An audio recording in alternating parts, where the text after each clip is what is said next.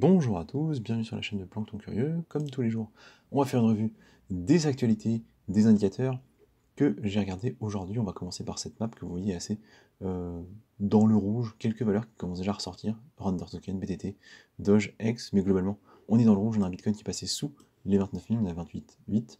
Ethereum qui est repassé sous les 2000.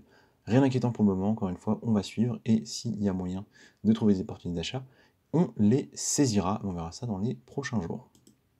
La news importante du jour, c'est celle-ci. La Société Générale. Donc Société Générale, très gros groupe bancaire français. C'est la troisième plus grosse banque française. Elle existe depuis bien longtemps, en 1864. Une des plus grosses en Europe. Et pour vous donner le chiffre, c'est la 18e au monde. Alors ça dépend des critères qu'on regarde, mais voilà. C'est comme ça qu'elle est référencée. Donc c'est vraiment très important. Et du coup, elle est en train de développer son propre stablecoin adossé à l'euro. Donc on le sait pour le moment, dans notre univers crypto, les stablecoins euros, bah on s'en sert pas, globalement on prend les US, mais c'est quand même un énorme signal d'une potentielle adoption, d'une potentielle liaison avec le monde crypto. Maintenant, vous vous en doutez, il y a des côtés plus négatifs, notamment le fait qu'il faudrait être totalement transparent sur qui l'utilise et donc être totalement KYC, c'est-à-dire que vous serez complètement tracé. À partir du moment où vous utiliserez stablecoin, on saura exactement quelles seront vos transactions, donc ça va beaucoup aider à l'adoption, mais ça ne va pas plaire à tout le monde, il y aura évidemment des détracteurs de ce côté-là, ce qui peut se comprendre. Donc les points importants, c'est quoi?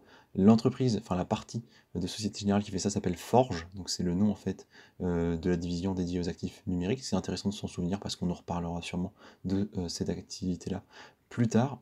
C'est développé sur Ethereum, donc ça aura quand même certains coûts, au moins tant que Ethereum ne sera pas à son plein potentiel. Donc vous voyez, il y a d'autres boîtes, d'autres entreprises qui l'ont fait sur Matic. Je vous rappelle, il y a quelques semaines, on a parlé d'une banque au Brésil, mais peut-être que c'est plus simple pour eux que ça ne l'est pour nous en Europe, tout simplement parce que Matic est une boîte indienne, et donc peut-être que les liens sont moins évidents, où ils ont joué tout simplement la sécurité, ils sont allés sur ETH, qui est quand même le réseau de développement de base pour toutes les applications crypto. Donc c'est pas incompréhensible, mais ce sera forcément plus cher que ça n'aurait pu l'être si on avait choisi par exemple une Layer 2. Le nom du coup ce sera ERCV, ils ont appelé ça Coinvertible. Bon, sans commentaire. Point qui est extrêmement important, c'est que du coup non, nous en tant que particulier, on n'y aura pas accès. Dans un premier temps, en stablecoin sera disponible pour des investisseurs institutionnels. Donc c'est des grosses entreprises ou des organisations d'État. Enfin, ce ne sera pas des particuliers, ce ne sera pas pour nous. Donc nous, on verra ça arriver dans beaucoup plus longtemps, je pense. On verra comment c'est apprécié par le reste du secteur financier. Vraisemblablement, il n'y a pas que la Société Générale qui travaille dessus. C'est-à-dire que c'est les seuls à vraiment communiquer, mais vous doutez bien que les autres banques ne vont pas rester totalement en retrait. Maintenant, on le sait, la Société Générale, ils aiment bien ce genre d'innovation, ils aiment bien avoir le lead sur ce genre de proposition. Ça a été le cas notamment avec Boursorama, et on sait qu'ils ont du coup l'esprit le plus ouvert sur les nouvelles technologies, même les trucs un peu particuliers comme les cryptos. Donc voilà, c'est une bonne nouvelle, je pense, de façon générale, même si, voilà, on le sait, il faudra être totalement KYC, il faudra du coup respecter complètement la réglementation et accepter d'être tracé au niveau de ces transactions. Ce qui est bien, c'est qu'ils vont fournir un white paper et que le code du smart contract sera sous licence et en open source. Donc globalement, on aura de l'info et ce sera très intéressant d'aller voir à ce moment-là ce qu'on peut en tirer. Pour le reste, globalement, on a peu d'informations et on verra ça, écoutez, dans les prochains jours. C'est vraiment la grosse news, celle qui est quand même très très marquante à mon avis. Sinon, on a ici l'ancien président de FTX qui se lance sa propre plateforme de trading crypto. Donc surtout pour du futur, donc des produits à levier. Ils vont appeler ça du coup Architect Financial Technologies. Pas énormément d'autres infos derrière.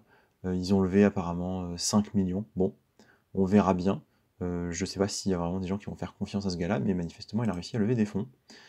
Ici, une autre information sur Ethereum, ça fait une semaine que la mise à jour est lancée, donc il y a eu des ventes, mais au final ça se stabilise, et je dirais même, maintenant il y a plus de personnes qui déposent que de gens qui font des retraits. C'est un point qui est très très positif. Donc on a ici, vous le voyez, le graphique, donc en rouge, en rose, les retraits, et en bleu foncé, les dépôts. Effectivement, là depuis quelques jours, on le voit, c'est en train de se stabiliser, voire même d'être à l'équilibre. Et on voit que dans la journée d'hier, par exemple, le 18, c'était il y a 2 jours, on a largement eu plus de dépôts que de retraits.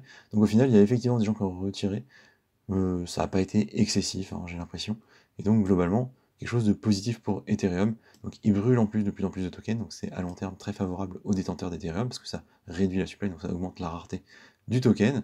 Donc écoutez, très bien, une bonne nouvelle à mon avis.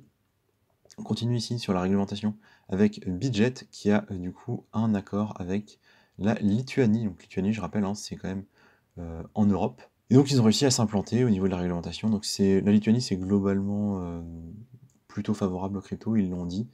Après, c'est un petit pays, hein, faut compter sur à peu près 3 millions d'habitants, donc c'est pas forcément les Lituaniens qui vont faire un impact énorme dans le monde crypto, mais voilà, on a quand même plusieurs news, on voit, qui vont en faveur du coup de l'adoption des cryptos, et donc des choses qui sont plutôt positives. On prend, c'est intéressant de vous les partager.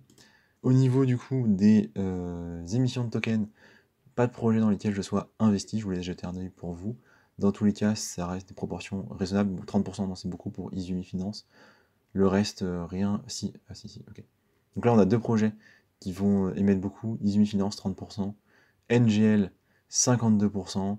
On a même Walken. Walken, on en avait parlé, on m'avait posé la question il y a quelques temps. Donc faites attention si vous êtes dedans, il y a quand même 40% qui vont sortir dans un jour et quelques.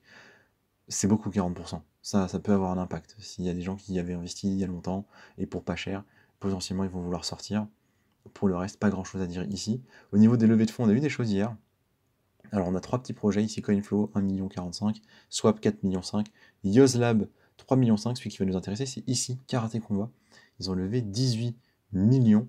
Donc Karaté Combat, ça existe depuis longtemps, moi je viens de découvrir, hein, mais ça existe depuis un moment. On a ici l'article, ils ont levé du coup 18 millions de dollars très récemment. L'idée, on a une ligue de karaté qui évidemment est retransmise, donc il y a différents dojos et des combats qui ont lieu régulièrement. Et ils ont décidé d'entrer en fait dans le Web3 tout récemment. On le voit ici, hein, c'est arrivé en janvier. Ils veulent profiter en fait de ça, donc ils ont créé un token qui va être listé dans peu de temps. On voit ici un airdrop qui aura lieu dans un peu moins d'un mois avec différentes fonctionnalités. Donc je pense qu'on pourra parier sur les combats et gagner plus ou moins. Je vous laisse creuser si ça vous intéresse. Il y a un white paper, franchement au niveau tokenomique c'est léger, on n'a pas d'infos, on n'a pas de graphique.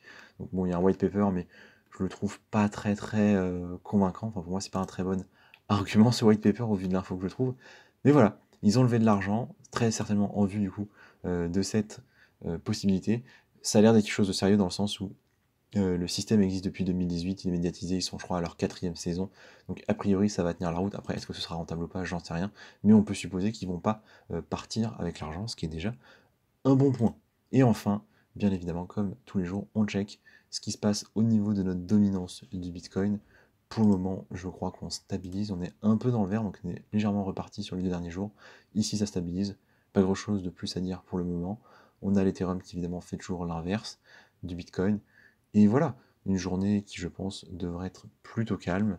Merci de m'avoir écouté et je vous dis à demain.